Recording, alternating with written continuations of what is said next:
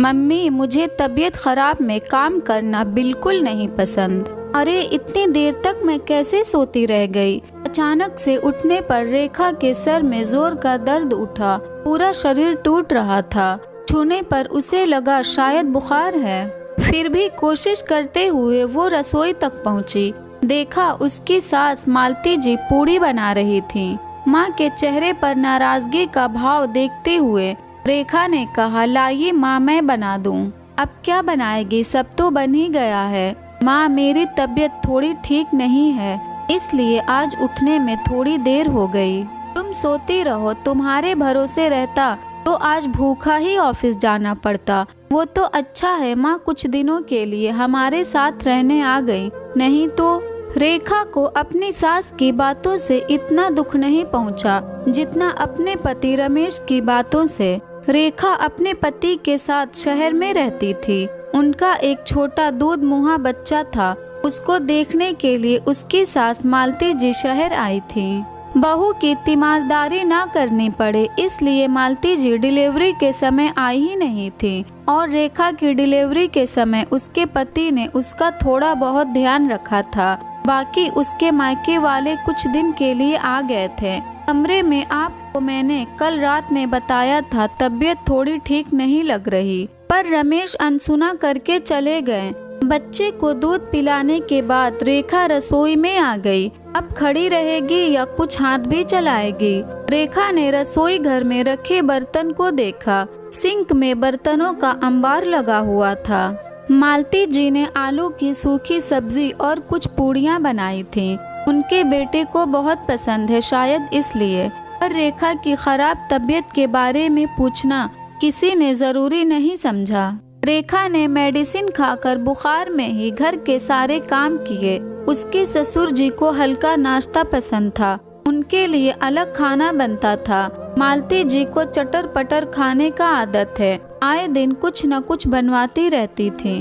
रेखा का बच्चा अभी बहुत छोटा था, उसका भी ध्यान वो खुद रखती थी। मालती जी अपने पोते का भी कोई काम नहीं किया करती थी। अरे ठीक से मालिश कर, देख हड्डियाँ कितनी कमजोर हैं। रेखा के मन में आया कि कह दे आप ही कर दीजिए, पर वो जानती थी यही जवाब आएगा। अपने बच्चों का किए, अब क्या बच्चों के बच्चों का भी करें। बहरहाल रेखा ने उसी हालत में जैसे तैसे काम किए। शाम होते होते उसका बुखार और बढ़ गया। अब वो बुखार में कराहने लगी थी। उसे रह रह कर अपने मम्मी पापा की याद आने लगी। कैसे उसे थोड़ा बहुत भी बुखार हो जाता था तो घर के सारे लोग उसकी देखभाल में लग जाते थे। यहाँ तक कि छोटी सी छींक पर भी मुझे आराम करने का मौका मिल जाता था। मम्मी कितना कहती थी, इतना लाड प्यार ससुराल में नहीं मिलेगा, काम करने के आदत डाल, पर मैं ये कहकर भाग जाया करती थी। मम्मी, मुझे तबीयत खराब में काम करना बिल्कुल नहीं पसंद। ओह, अब अपनी पसंद कहाँ, अब तो दूसरों की पसंद का ध्यान रखते रखते अपनी पसंद भूल चुकी हूँ, कहकर रेखा की आंखों में आंसू उतर आए। खुद को बहलाते हुए, अपने मन को समझाते हुए यही कहती है, सबका समय अलग था, फिर भी समय तो बीत जाता है पर यादें ही साथ रह जाती हैं। यहाँ देखभाल तो दूर, कोई तबीयत पूछता भी नहीं था। ऐसे ही यादों में खोई रेखा की आंख लग जाती है। शाम को मालती जी चाय का इंतजार करती थक गई, तब अपनी बहू के कमरे में जाकर झांका। बहू बेसुध सी पड़ी हुई है और छोटा सा उनका पोता सुसु करके गीला पर कुनमुना रहा है। हद होती है आलस और कामचोरी की। मेरा पोता रो रहा है और तुझे सोने से फुर्सत नहीं है। बहू, ओ बहू उठ। पर रेखा का बुखार बहुत बढ़ गया था। वो आंखें नहीं खोल पा रही थी। मालती जी को लगा कुछ गड़बड़ है। माथा छूकर देखा, आग जैसा तप रहा था। आनन फानन में बेटे को फोन किया। डॉक्टर ने कहा अगर सही समय पर इनका बुखार कम नहीं होता तो इनको दौरे भी आ सकते थे और कमजोरी भी बहुत है। क्या इनकी ठीक से देखभाल नहीं हो रही? डॉक्टर की बात सुनकर रेखा का पति सकपका गया, जैसे कोई चोरी पकड़ी गई हो। सुबह ही तो रेखा मुझसे कह रही थी और मैं उसकी बात सुने बिना चला गया। ओह, शर्म आनी चाहिए मुझे। जो पत्नी मेरे सुख के दिन रात एक कर देती है, उसका मैं हाल चाल पूछना भी जरूरी नहीं समझता। देखिए, अभी इनको 1 सप्ताह आराम की सख्त जरूरत है। जी डॉक्टर साहब। डॉक्टर के चले जाने के बाद मालती देवी का बड़बड़ाना शुरू हो गया। लो, अब बहू की खिदमत करो, इससे अच्छा तो मैं गांव चली जाती हूँ। सुन बेटा, मेरा टिकट करा दे, बस करो माँ।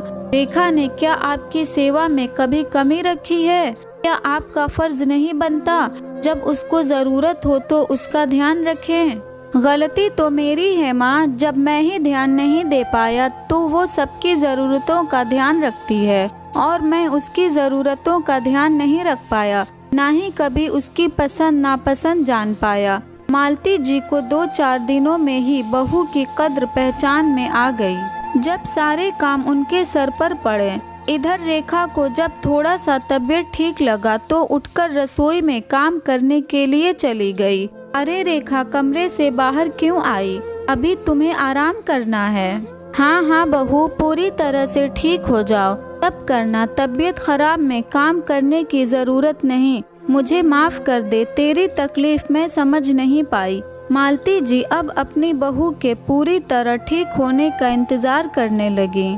रेखा भी अपने पति और अपनी सास के अंदर आए बदलाव को देखकर बहुत खुश थी। अगर ये स्टोरी आपको अच्छी लगी तो इस वीडियो को लाइक करें और नए हैं तो हमारे चैनल को भी सब्सक्राइब करें।